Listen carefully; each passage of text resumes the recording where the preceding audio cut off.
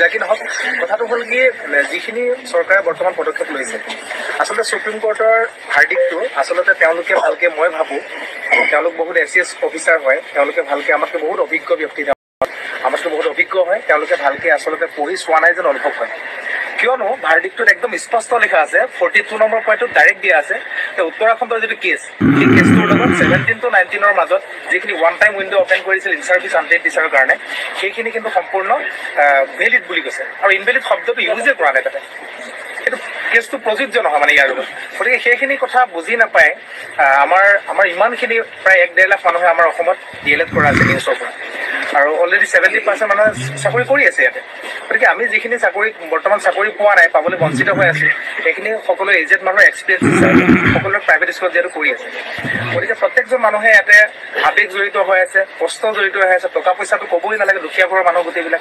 গোটেইবিলাক দুখীয়া পৰিয়ালৰ মানুহ দৰিদ্ৰ সীমাৰেখাৰ তলৰ মানুহ এই মানুহখিনিৰ জীৱনৰ লগত হেতালি খেলাৰ মই ভাবোঁ চৰকাৰৰ কোনো অধিকাৰ নাই চৰকাৰে আমাৰ যিজন শিক্ষামন্ত্ৰী এতিয়া বৰ্তমান আছে যিজন মুখ্যমন্ত্ৰী হৈ আছে তেওঁ সৰ্বকালৰ সৰ্বশ্ৰেষ্ঠ মুখ্যমন্ত্ৰী বুলি কোৱা হয় আমি তেওঁৰ ওপৰত আস্থা আছে তেওঁক আমি সদায় সমীহ কৰোঁ তেওঁক আমি সদায় তেওঁৰ ওপৰত বিশ্বাস ৰাখোঁ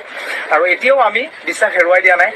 যিহেতু আমি তেওঁক সকলোৱে মামা বুলি মাতোঁ মামাই নিশ্চয় আমাৰ কিবা এটা পদক্ষেপ ল'ব আমাৰ কাৰণে কাৰণ আমি আৰু এতিয়া বয়স নাই মানে গোটেইবিলাক 35+ মানুহ ইয়াতে 35 এজ পাৰ হ'ল এই মানুহবিলাকৰ এইখিনি মানুহে পুনৰ আকৌ সংসাৰ কৰা মানুহ তেনেকৈ 2 বছৰীয়া DLED কৰি আকৌ টেটত 4খনকৈ টেট কোৱালিফাই কৰি থৈছে কোনোবাই 5খন চাৰ্টিফিকেট পাই থৈছে তাৰ পাছতো আজি আমি এলিজিবল নহয় বুলি কৈছে সেইটোৱে আটাইতকৈ দুখ লাগে যিটো বস্তু মানৱ সম্পদ উন্নয়ন বিভাগে দিছিলে MSRDয়ে দিছিলে আৰু আপোনাৰ সংসদৰ অধিৱেশনৰ মানে প্ৰস্তাৱ মৰ্মে কৰিছিলে সেইবিলাক আজি আমাক তেওঁলোকে ওলাই কৰিছে সেইবিলাক কথা বেয়া লাগে যাৰ ফলত আৰু এটা কথা মই মুখ্যমন্ত্ৰী মহোদয়ক বা শিক্ষামন্ত্ৰী মহোদয়ক একদম বিনম্ৰ অনুৰোধ জনাম যে আমাৰ মানুহখিনিক যাতে তেওঁলোকে এটা 6 মহীয়ালৈকে ব্ৰিজ কোৰ্চ কৰাই হ'লেও তেওঁলোকে কৰাব পাৰে আমাক এটা সুবিধা দিয়ে ষ্টেট গভৰ্ণমেণ্টৰ হাতত 25 নম্বৰ পইণ্টত স্পষ্ট লিখা আছে যে এইবিলাক ক্ষেত্ৰত মানে ন্যায়িক যিবিলাক ন্যায়িক কাৰ্যপালিকাটো সমাধান কৰিব নোৱাৰে ষ্টেট গভৰ্ণমেণ্টে নিজাববীয়াকৈ স্থিতি ল'ব পাৰে এইটো কথা স্পষ্ট লিখা আছে সেইকাৰণে আমাৰ যিহেতু এইখিনি অসমৰ সন্তান অসমীয়া আইমাতৃৰ সন্তান গতিকে মুখ্যমন্ত্ৰী আমাৰ নিজৰ খুৰা পেহা মামা এনেকুৱা বুলি কথা নাথাকে তেওঁ আমাৰ গোটেইখিনি আমাৰ নিজৰ মানুহ বুলি ভাবি নিজৰ সন্তান বুলি ভাবি এই মানুহখিনিক যাতে এই বিপদৰ পৰা ভয়ংকৰ বিপদৰ পৰা ৰক্ষা কৰে তাৰ বাবে আমি অনুৰোধ জনাইছোঁ এতিয়া বৰ্তমান আমি নিউজৰ অফিচত আহিও তেওঁলোকে যিহেতু আমাক কোৰ্চটো আৰু নিউজ আটাইতকৈ ডাঙৰ কথা নিউজ নামৰ national institute of open schooling এই কোৰ্চটোৰ কথা আমি নাজানিছিলোঁ এই ইনষ্টিটিউচনৰ বিষয়ে আমি নাজানো এইটো আমাক অসম গভৰ্ণমেণ্টে আমাক পৰিচয় কৰাই দিছিলে ইয়াত তোমালোকে ফ'ৰ্চ কৰিছিলে যে তোমালোকে ইয়াতে কোৰ্চটো কৰা তোমালোকে আনটেইন হৈ আছে তোমালোকে চাৰ্ভিচ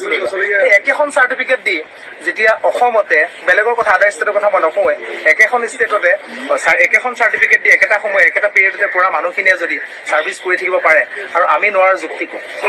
তাৰোপৰি মই আৰু এটা কথা কওঁ এইখিনিতে শিক্ষামন্ত্ৰী আৰু মুখ্যমন্ত্ৰী মহোদয়ে এটা কথা কৈছিলে যিবিলাক কণ্টেক্সুৱেল টিচাৰ আছে তেওঁলোকক ৰেগুলাৰাইজ কৰিব মই ব্যক্তিগতভাৱে জানো মোৰ পাৰ্চনেলি